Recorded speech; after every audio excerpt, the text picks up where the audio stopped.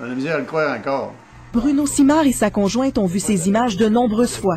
Ils ont passé 5 jours à Port-au-Prince en avril. Plus de 3 mois après le séisme, leur constat est inquiétant. C'est un dépotoir humain, c'est pas compliqué. Tout est débattu, tu dis ça se peut pas. Donc, c'est que c'est passé pendant 3 mois. Moi, dans ma tête, je me disais, bon, ça doit être commencé, ils ont dû commencer à nettoyer. Notre réaction, c'est qu'il n'y a rien de changé. Tout est resté sur place, les débris sont restés là. Il y a même des endroits où il y a 25 pieds de débris, des édifices au complet qui sont écrasés. Il y a encore des cadavres en dessous.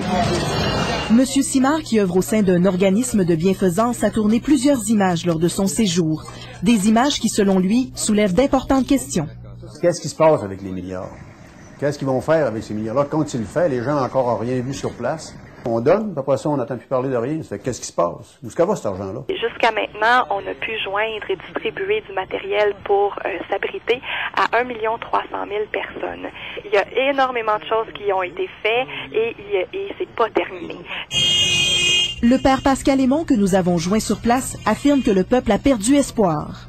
Il y a beaucoup d'argent qui a été donné, mais on ne voit pas, il n'y a pas de rapport, on ne voit pas ce qui se fait réellement. Selon les estimations, 1,5 million de personnes se sont retrouvées sans logis après le tremblement de terre.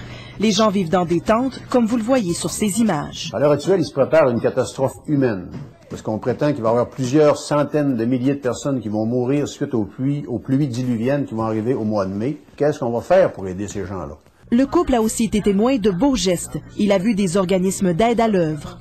J'ai vu la Croix-Rouge canadienne, j'ai vu la Croix-Rouge espagnole, la Croix-Rouge italienne, j'ai vu Vision mondiale qui nourrissait des gens. Je dis pas qu'il se passe rien, je dis qu'il se passe peu de choses. Le message des Saguenayens, il ne faut surtout pas oublier Haïti.